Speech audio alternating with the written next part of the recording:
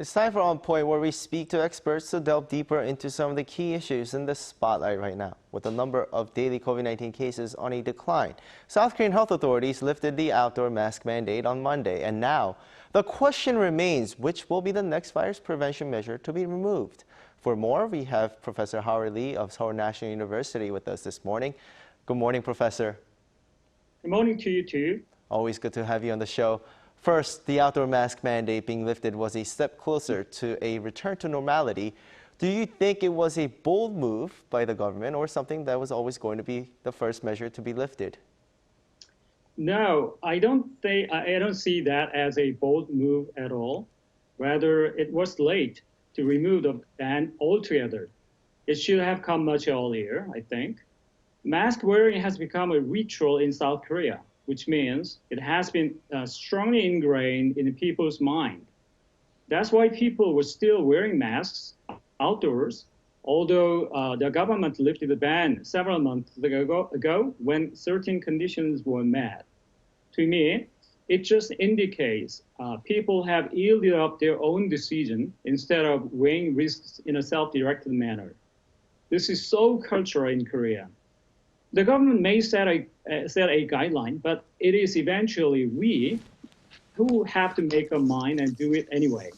Anyway, the government has done the right thing to lift the ban this time.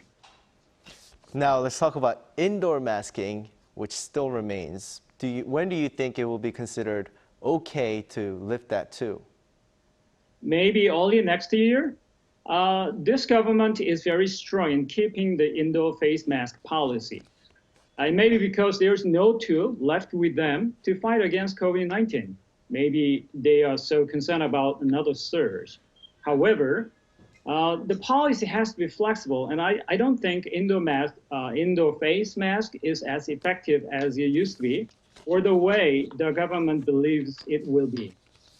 Many of us haven't vaccinated already, and we have many tools to fight, such as vaccines and antiviral medications right now.